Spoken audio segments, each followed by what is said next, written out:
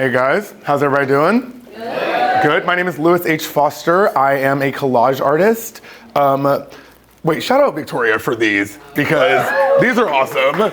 And shout out Jasmine for the curation because I think this looks great. Yeah. I am a collage artist. I am most, if not all of the collage work that you see along the walls.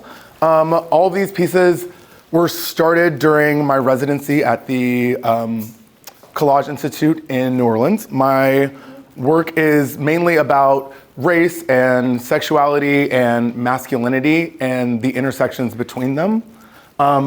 This piece was from a show that I had called Variations on a Dream. All of the pieces were named after types of dreams. This one is recurring for obvious reasons.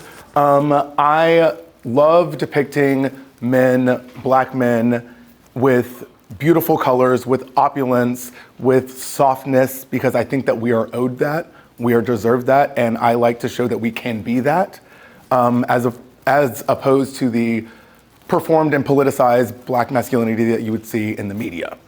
That is why I've chosen to use a lot of bright colors in all of the collages that you'll see over there and here. I would also take questions if you have questions.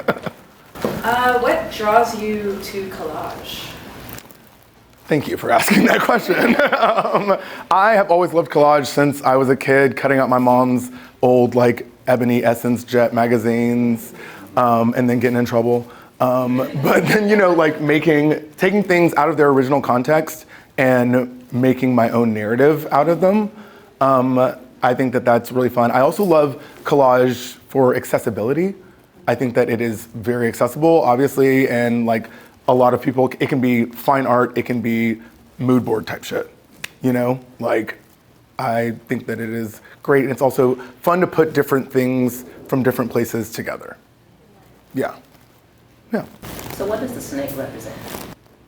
Thank you for asking that too. These are things I should be talking about. Yeah, there's a lot of snakes in my work. I think it's a shedding and renewal thing. It is also a very easy and little cheap reference to male genitalia. So there will be in that a lot. But I also think it's really interesting that through a religious lens, we have demonized this animal. And there's this whole lore about this animal that just exists, right? That we are now no. But that's really interesting. Yeah, thank you. I know you mentioned that you did a residency in New Orleans.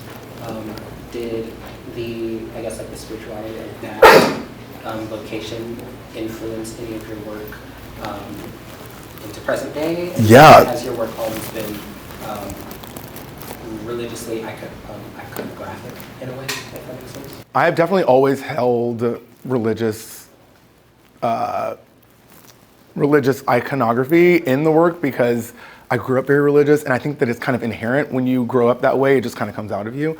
I was absolutely inspired by the culture, the colors, the spirituality of New Orleans, and all of these were started there. And I think that helped me lean in really hard to the bright colors of things. And also, yeah, it is you can feel the magic there, yeah, in that city. And so I think that came through in a lot of the work. Thank you. Yeah. Does the jewelry hold an allegory story you're trying to tell? Yes, sir. Thank you for asking that. These are y'all, I'm gonna write this down. Now, the jewelry goes back to the opulence, right? Because it's a representation type thing, because I think that I make work that I would have benefited from seeing as a little black boy.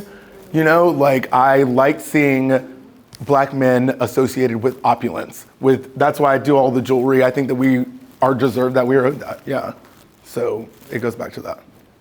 So when you start your pieces, do you tend to start and build outward, or do you build, do you already have the concept in your head, or you just start with one image and then build out, or?